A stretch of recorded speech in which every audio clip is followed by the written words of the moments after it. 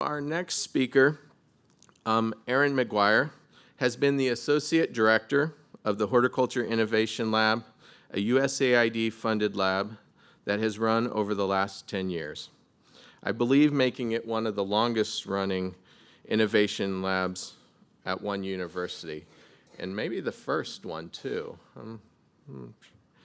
Erin McGuire currently is a PhD student with the UC Davis Geography Department, focusing on innovation systems. Erin McGuire holds a master's degree in international agriculture development from UC Davis and a bachelor's degree in political science from the College of Santa Fe. Before joining the Horticulture Innovation Lab, Erin served as the policy director for the National Farm to School Network, where she focused on children's nutrition and boosting small farm income, empowering disadvantaged women and children with better health, and small-scale farming opportunities with financial prosperity are important drivers in Erin's work. So this last spring, I had the privilege of attending the annual conference of the UC Davis Horticulture Innovation Lab as they were coming to an end of 10 years of funding with USAID, and they're hopeful when there's another call that they can apply for future funding. But in that, what came away from me first, I got to see Erin in actually a role similar to what I'm playing right now, but she did a much better job than me. And the second is I learned about the amazing work that this innovation lab has done over the years, testing and implementing various horticulture innovations around the world. So I'm excited to have her share about the work the Horticulture Innovation Lab and what has been doing for so many years. So everyone, this will be an innovative talk, because that's what she does. It will be an innovative talk, so have your smartphone ready, because there will be an activity we think during this. If all goes as planned, fingers crossed, prayer to God. But thank you for coming and being willing to do this. And yeah, let's welcome Erin to the stage. Thank you very much. Okay, thank you. Yeah, I'm happy to be here. Okay, good morning. Thanks for hanging in there for the third talk today. My name's Erin McGuire, and I was the Associate Director for the Horticulture Innovation Lab. And you are going to be my first presentation that I use this new software, which was on the last screen. So if you're able to connect to the internet and load up menti.com, there'll just be a couple of different places where we all get to engage together. There it is again on the screen. So without further ado, I'm going to advance my slide, I think. Yes, okay, great. So the Horticulture Innovation Lab, as Brian said, we've been operational for about 10 years. We're currently in a hiatus as we wait for the U.S. Agency on International Development to put out another call, which we hope to apply for. We'll apply for, hopefully we get. But for the past 10 years, our global research network has been working with horticulture value chains across the world in 24 different countries, mostly in Central America, Southeast Asia, and West and Eastern Africa. We've had, about 24 different projects in this phase. And we really focus on working with local actors to develop market-led, gender-specific, youth-specific, nutrition-sensitive agriculture interventions and technologies. So today I'm going to talk a little bit about the opportunities in fruits and vegetables, the global challenges within horticulture, and the technology development and scaling that we've done as a lab in order to address some of those issues. And specifically, I'll be diving into 5 technologies that we've been testing in the field that you all might find helpful in the work that you do. So why fruits and vegetables? This is something that's been really near and dear to my life. I grew up on a farm in Maine. It was a very small farm where we produced organic fruits and vegetables. And I saw at a very early age the power of nutritional vegetables, but also how they can be a driver of economic prosperity. And certainly we didn't have a lot of money, we saw money coming in, but definitely saw the challenges of small-scale farming. And those lessons really followed me throughout my career. I got a chance, like you heard, to work on domestic policy, focusing on farm-to-school work, but also just generally redirecting large sums of money, US government money, to small-scale farmers, to vulnerable children. And so our first activity is around what you think of for fruits and vegetables. And you've already started to put it in. This has been really important work for me, the nutrition, the economic prosperity. And this is a word cloud that you all are generating as you put in what you think of when you think of nutrition, of fruits and vegetables. So obviously nutrition is a big thing for this crowd. Food. All right, so exciting. It's changing so quickly.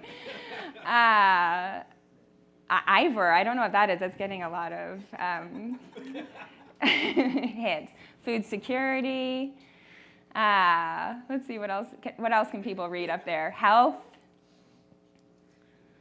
So yeah, horticulture embodies just an incredible amount of power, both in nutrition, economic improvement, love I see up there. Yeah, so when we think of home cooked meals, I think often we think about those carrots, those mashed potatoes, green beans that our families put on the table. So thank you for doing that. I'm going to save this, and I will give it back to you all so you can have it, and I hope to also print it out for our office. So thank you for engaging in that. You can see where everyone is at on horticulture. So keep that up. We have more activities like that. Did everyone enjoy seeing what other people thought on horticulture? Yeah. Okay, great. I'm happy to hear that. So when we think about fruits and vegetables, we know that diets that have a high amount of different types of fruits and vegetables are more likely to be correlated with adequate diets. And you can see that here in Burkina Faso, Mali, Mozambique, data collected there. As the amount of food groups increase, the likelihood that you are going to have an adequate diet also increases. And we know that low dietary diversity is linked to higher rates of malnutrition among infants and young children. Almost any dietary guideline that you come across, this is the USDA's dietary guideline, you will see that it is incredibly important to have a high amount of fruits and vegetables. We should limit sugars, saturated and trans fats, oils, simple carbohydrates, and eat an abundance of fruits and vegetables. We know they're an important source of micronutrients, and nutrient-dense foods are necessary for optimal mental and physical development in children and in adulthood.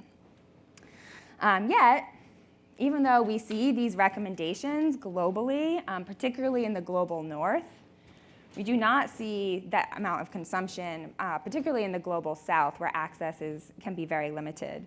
Here you can see the vegetable lines are orange, and the fruit lines are pink, and the actual consumption is blue. And that yellow line is the FAO recommended daily intake of fruits and vegetables. And you can see, except for some very specific outliers in the developing world, these are Feed the Future countries, which USAID works in, very few people are reaching their fruit and vegetable intake. The outliers here are Tajikistan with high vegetable consumption and Ghana with high fruit consumption. We also know that fruits and vegetables are high-value crops, and they're particularly important for women. Often horticulture is a women's crop, and when women earn income, research shows that it is more likely to go back into the family, which doesn't always occur when the head of the household is increasing their income, which is often a man. You can also get income from horticulture crops on a small amount of land. So if you're working with populations that only have 1 or 2 hectares, horticulture is a really good option. This woman here, Melanie, has about 3 hectares, and she's been working with fruits and vegetables for about 2 or 3 years now.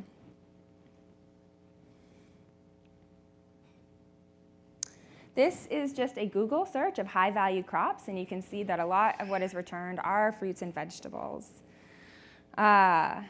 And you can also see that there's a diversity among those crops. And one of the things that is so nice about fruits and vegetables is that often you're growing multiple different kinds on one piece of land. So if one crop fails because of bad weather, you can rely on another crop, just as you were talking about earlier. So if you have just one monocrop and the weather's bad, you could lose all of your income from that year. When you're growing fruits and vegetables, often you have diversity. So that increases income smoothing. This is an example of carrots from Bangladesh and highlights this feast and famine via prices in the market. So you can see in February, March, April, the prices of carrots are very low, whereas in August, September, October, prices are high.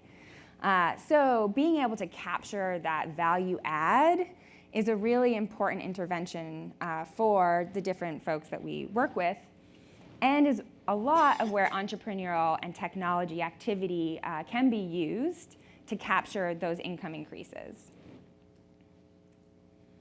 So again, fruits and vegetables are a really important crop for some of the more marginalized people in the communities that we work with. It's good for women and youth. And that's often because horticulture is not seen as the main income source. So it's up for grabs for other people in the family who don't have as much power. You can often make quick money on small plots of land, as I noted, and that quick money is because horticulture often matures in 3 to 4 months, versus other crops that take longer to mature. So if you have a small plot of land, you can plant tomatoes and end up selling them 3 to 4 months later, which is really great, especially for young people who are looking to get married, go to school. They have these very sort of immediate needs. And it's also, as shown with the carrot example, and we'll dive into more later, and I think all of the speakers have provided examples of this. For fruits and vegetables, it is appropriate technology, and entrepreneurially heavy. So it's a great place for young people and women to engage in entrepreneurial activities, adopt new technologies, which young people are more excited about often, and earn income that way.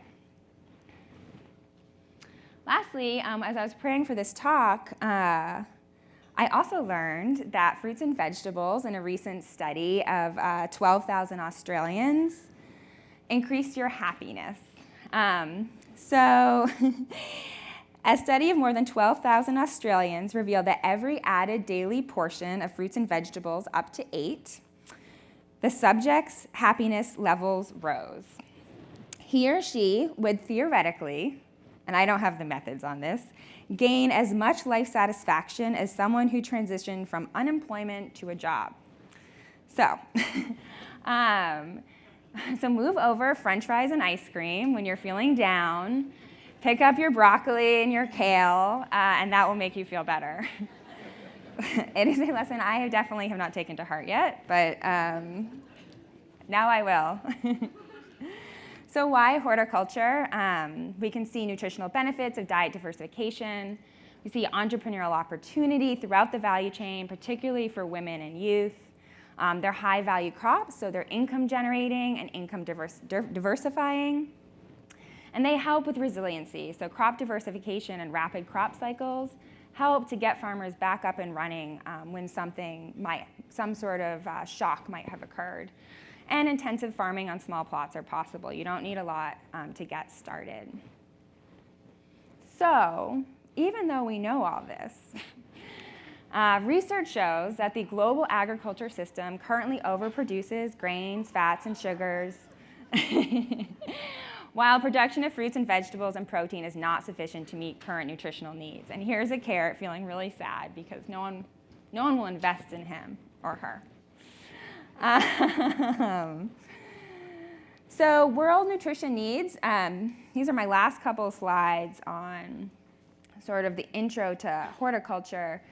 So the blue line is what we're actually producing, and the orange red line is what we need for nutritional gains. So this study is based on the Harvard Healthy Eating Plate. So they use a recommendation that is more globally recognized. And you can see here that we are way overproducing sugar and grains in terms of what the body actually needs, what people are recommending that we want to feed our children, than is what is actually being grown. So we need about 8% more fruit and vegetable production right now if we're going to feed people what they need and consider growing populations. Further, on this slide, most of the fruits and vegetables currently being grown, well, 40%, are starchy vegetables. So they are not necessarily super high in micronutrients, but breadfruit definitely counts as high micronutrients. So. And lastly, I just wanted to point out, there is this study was done a few years ago, and it shows between 1965 and 1999, developing country populations doubled and cereal production more than doubled. And this was because of the Green Revolution. However, there was no equivalent advancement in technology for non-staple food production, so fruits and vegetables. They're just a much more complicated crop. And as a result, the inflation-adjusted prices of many non-staple foods increased. And so this relative change in price incentivizes the poor to purchase staple or non-high micronutrient foods. So you see a moving away from buying more healthy, nutritious products to more staple products. And it's not that staple products aren't healthy, it's just that they're different and they provide different types of nutrients like carbohydrates than fruits and vegetables do. And because of these price differentiations, we're essentially incentivizing poor people to purchase non-micronutrient dense foods. And so this paper particularly recommended public policy to stimulate growth in the non-staple sector. Instruments to do this include agriculture research, education, building infrastructure, and improving markets for agriculture inputs and outputs. And certainly a big driver of this, the point of this study was that we need more appropriate technology for horticulture, which is what I'm going to talk about. But before we get into that, a big part of what we think about at the Horticulture Innovation Lab are what are the pain points, so what are the bottlenecks to growing fruits and vegetables. And all of you I've had great discussions with you all, you've had excellent presentations, and I know you work in fruits and vegetables. And so before I turn to some of the bottlenecks we've experienced, I'd really love to see what challenges you have in horticulture. And here we go. Some of you have already started to fill this out. So do people want to just maybe shout out what they have put in there? Anyone feel particularly strong about what they put up? You can just read them too. I will read them if you don't want to. Yes, pests. I think that is a very important challenge, which we'll talk about. Drought, yes, and I will make a point on drought later, but I think that's one of the biggest constraining factors we have. Mm-hmm. The cultural connotation that farming is a lower level job versus Yes, technology or something. absolutely, and right, and that goes a lot with education too. A lot of the work that we do is around capacity building, and we don't really touch upon that in this presentation, but building the capacity to engage in these off-farm activities, which are supporting farm activities through entrepreneurial activity, like value-added products, using technology. All of those are really important to advancing horticulture, and horticulture is an incredibly complex set of crops. It's not like we're just focusing on maize or soybeans. We're focusing on hundreds of different crops. Also encouraging or educating or sharing that food is medicine and it's a health issue. In other words, if they don't have all the medical things available to them, if they can be taught that food is medicine, which now in this country we're starting. Absolutely. Yes, and I will come back to your point on my very last slide because I'm glad you said that. It's not going to be like a really big point, but you're completely right. Food is medicine, and that is why it is so important that we think about making sure that people in vulnerable situations get micronutrients. We are essentially just facilitating an entire cycle if we allow children to grow up without the necessary tools to build their brains and their bodies. We're losing economic viability, we're losing innovation viability in these communities by not giving their brains the tools that they need to be successful actors in their communities. So yes, 100% agreed. And these are a lot of the issues that we're working on. Climate issues, availability of good seed, that's huge. Insects and disease, lack of water, yes, absolutely. Land access. Yes, land access, I'm happy to talk with someone during the Meet the Speaker series because we do have a lot of projects, or several projects working on that because it is a big issue. Great, thank you so much. So some of the biggest challenges that we've faced is perishability for horticulture products. So you can't just store it like you can cereals and maize. Cereals, which include soy, wheat, all of these staple crops that you can dry, they can't be stored like that. So you really need to develop your cool chain and your dry chain, and again, have that education capacity. Local capacity and connection to market, access to good agriculture information and inputs, production and post-harvest, like I was saying, and appropriate technology. And I did want to make the point that what is missing on this slide is water. As we go into to work with markets in other countries, water is one of the biggest limiting constraints. And that, we're working in Uganda right now on some farmer-led irrigation strategies, but whether or not you're able to irrigate has a huge impact on whether or not you're able to grow horticulture crops. And that's definitely something for us to think about. So I'm going to pivot into some of the appropriate technologies that we've been working on that hopefully you will find helpful in your own work. So for our scaling technologies, we really hope to meet 4 goals: that the innovation meets a need that adopters feel important. She disagrees, but that's fine. Innovation has benefits shown by credible science and adoption under real conditions. And innovation's impact is tangible and observable. Expected benefits of innovation have low risk for adopters. And that risk is very important. We're asking people who have very little money to take a risk by adopting our new technology. So that is something we think about all the time.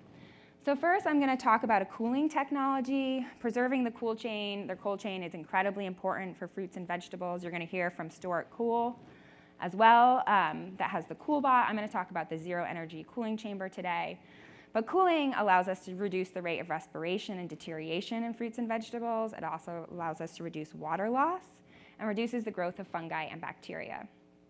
And like I showed you in that carrot example, it allows farmers to consolidate product and profit from changes in the market price, as does the dry chain, which I'll talk about later.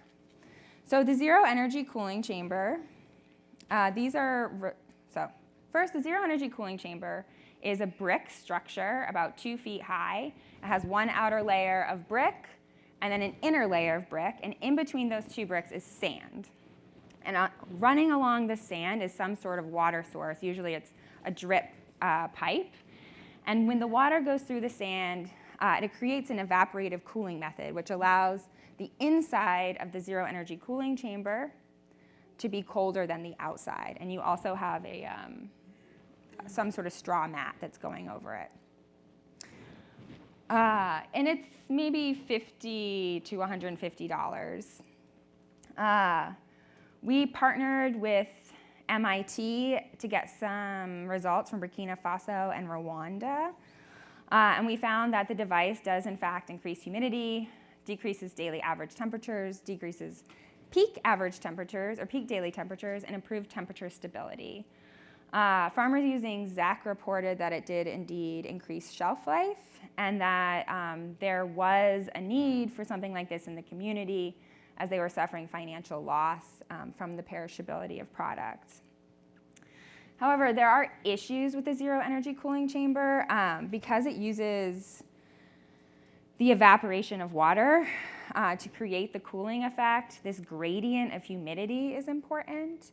And so if you're working in areas with high humidity, that gradient is going to be different and you're not going to get as much impact. We also found that a constraining factor is you have to consider what you're putting your vegetables in. If you are just putting them on the ground or not lining your zero energy cooling chamber, your product can get moldy. So that's also something to consider, and that can increase your price if you need crates or something like that. For any of you who might be interested in something like this, a couple of scaling points. One is you want to connect potential adopters with other people using the zero energy cooling chamber. Just that farmer to farmer classic advice is relevant here. So if you are thinking about using it, I'm happy to let you know the different countries we've installed these in, and there's probably 30 plus countries out there at this point. In addition to households and farmers, you want to think about markets. So we've all been to fruit and vegetable markets in developing countries, and you see that they're just sitting out there in the sun. Those are really nice places where the zero energy or ZEC can be used to keep fruits and vegetables cool while you're selling other products. And if you're interested in how to build it, you can find a video online. This is from the World Vegetable Center. So I'm sure my presentation will be available and you can check that out. Do you have a very quick question? Go ahead.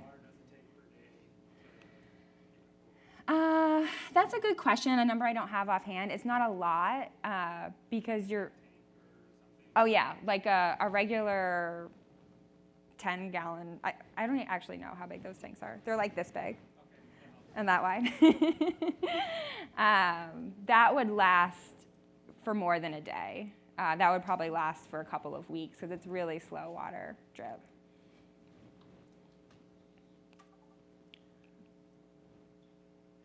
Okay, so Nethouse is in Cambodia. So that is the cooling technology that I wanted to show you. There's many out there. The Nethouse in Cambodia is something we've been working on for a while.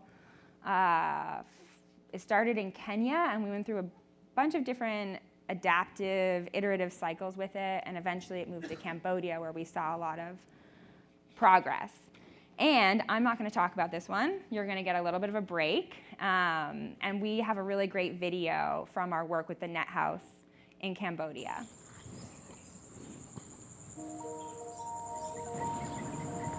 In Cambodia, vegetable farmers have started to grow their crops under nets to earn more money and better adapt to environmental challenges. Here we are looking at one of the net houses that has been produced. The net houses are a way to protect crops from insect damage by creating a barrier between the crops and the insects, and so it helps farmers reduce their pesticide use.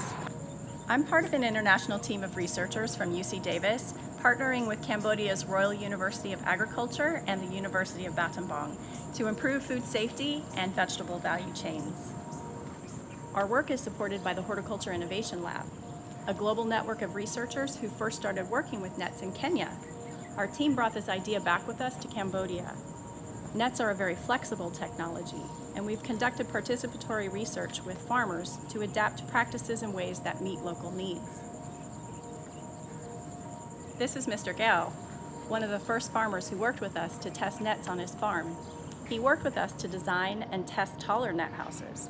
Local farmers prefer this design so they can walk inside to care for their plants. Inside the net houses, their crops look beautiful, but they don't have to use chemical pesticides, which improves food safety. We've documented that farmers who use net houses save nearly 30% in input costs because they don't have to spend money on pesticides. Our team also connected farmers who use net houses to marketers like Bun Singh in Phnom Penh. Her shop specializes in selling vegetables grown without pesticides. She and her customers are willing to pay a premium price for chemical-free produce. Besides higher prices, using net houses also provides Cambodian farmers with options for microclimate control. This helps reduce damage from heavy rain, provides shade, and allows farmers to diversify their crops for market windows, all of which can help mitigate changing weather patterns and price fluctuations. For Om Pet, additional income from his net house has meant building a beautiful new home. Examples like these mean even more farmers are interested in investing in net houses for their own fields. Our project started with just 9 small net houses for farmers to test and use. With additional support from partners, the community has built more than 50 net houses with a private small business that started up just to supply this new demand for net houses. Now we see other organizations and projects in Cambodia adopt net houses in even greater numbers. More Cambodian farmers are using net houses to improve their family's resilience, diversify their income, and increase stability in the face of economic and environmental challenges. This innovation is helping transform the food system in Cambodia.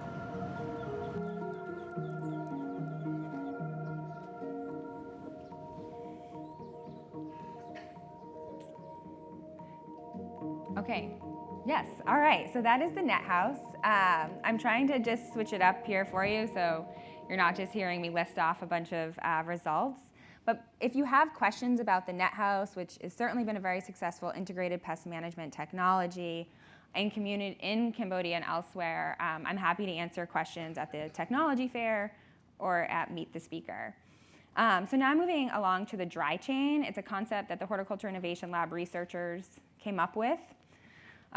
It's similar to the cold chain. The dry chain requires the products to be dried sufficiently and that dryness to be maintained via packaging over the life of the product to prevent reabsorption of moisture from the atmosphere. And once dried appropriately, the commodities don't require additional costs to maintain. So unlike the cold chain where if you're keeping it cold, you're gonna have to spend resources to keep it cold, the dry chain, once it's sufficiently dried, can be maintained up to 2 or 3 years. I mean, mummies are actually very well maintained. So I can't promise our technologies are that good, but you can keep them for a long time. And any break in the dry chain that allows products to reabsorb moisture can result in losses and food safety concerns. So a lot of the technologies that we work with help to keep a product dry, to dry it initially and then keep it dry. And then I'll also talk about the DryCard, which helps monitor whether or not that product is dry throughout the dry chain.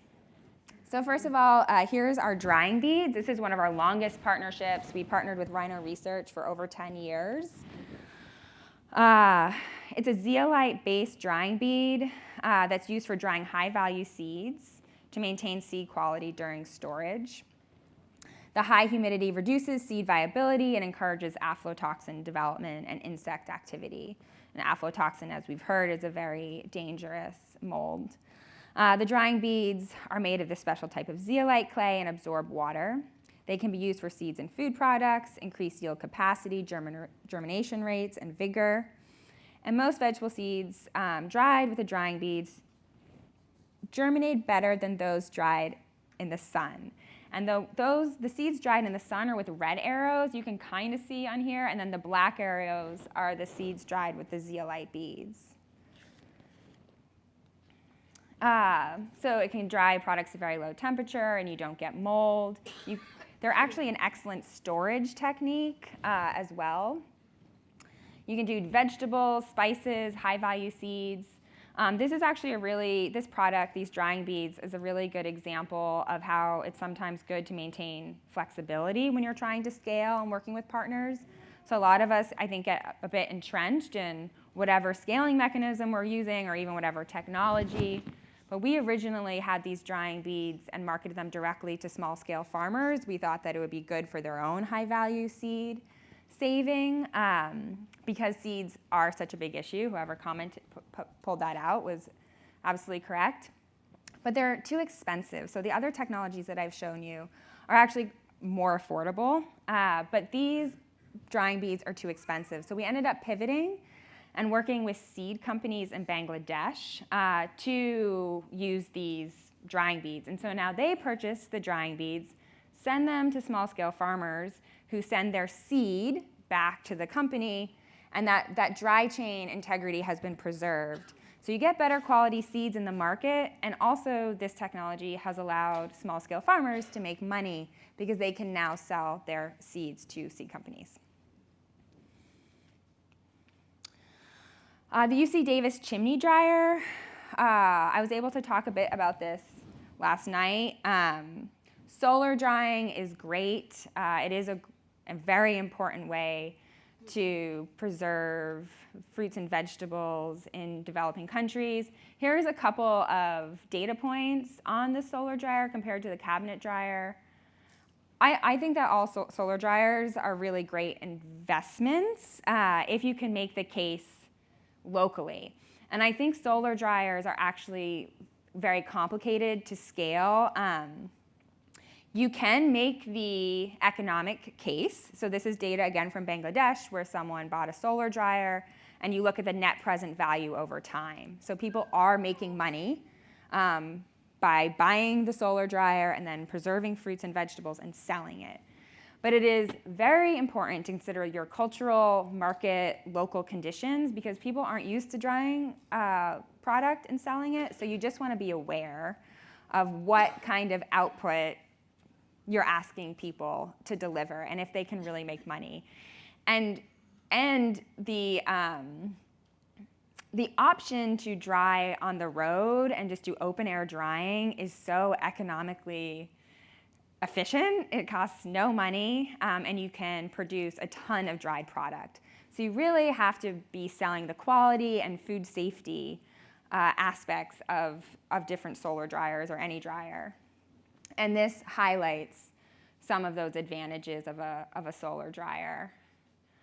Works under unfavorable weather conditions, protects products from sudden rains. It can be moved. It also increases food safety, so animals can't run across the product and flies can't reach the product. Generally, it's pretty inexpensive. This model costs about $100 to $150. And we have, at the Horticulture Innovation Lab, a manual online and a video series. And there's a video embedded in this presentation, which I'm not going to show today, but I don't think I have time. We'll see. We'll see if I should have shown it or not. But I'm not going to show it. You can see it online. There's 3 videos. So if you're interested in building this kind of solar dryer, you can see it today at the appropriate technology fair. And you can also download a manual and see videos online. And we have a video on how to build it, troubleshooting, and then how to load it. So how do you cut your fresh fruit and vegetables? How long does it take to dry? And so actually that video might be helpful to any of you working with solar dryers. So the DryCard, the final technology I'm going to talk about today, this little guy right here that I'm holding up, is a simple, inexpensive tool to test your relative humidity of product being dried on the dry chain. So obviously, moisture content when stored, if it's too high, aflatoxin can be produced. It goes on maize, peanuts, nuts, really anything. Chili peppers is a very big deal. And vegetable seeds lose their viability if they're not dried. So we need this reliable and inexpensive tool for traders and farmers to use to regularly determine ERH, which is the moisture content. It is comprised of this printed card and has a cobalt chloride RH paper on it. The card is laminated and there's a little open air window in the back that allows the paper to have content with the air or surrounding it. So in order to use it, you put it into paper bag, not a paper bag, like a plastic bag or any sort of plastic container. And this little piece of paper is going to change color depending on how moist or humid the air around that product is. So you can make sure that your product is safe to store or safe to buy. So if you're at a market and you want to test whether or not these dried products have been stored safely, you can. And this kind of describes everything I've been talking about with the dry chain. So first you want to dry your product, which open air drying is good, having it on a table is better, a full-on enclosed dryer is the best. And you can see that when it's put it in a container, you use the DryCard to be sure that it is dried appropriately, and it should be blue. Yes. And then you want to store it. So once you know that it's safe to store, you want to put it in plastic or some sort of pick bags from Purdue's great, hermetic. But these burlap sacks or open air storing allows moisture to get in. And then you'll see if you check your product later, it will be too moist. And so I have these to give out at the technology fair, so I'm happy to share those with you, tell you more about them. We do hope that this gets out there through entrepreneurs. So we're working with an entrepreneurial model right now for them to build the business and sell within their own communities. This is an example. And then I will end. So those are the 5 technologies. And how you choose to scale your, what is going on here?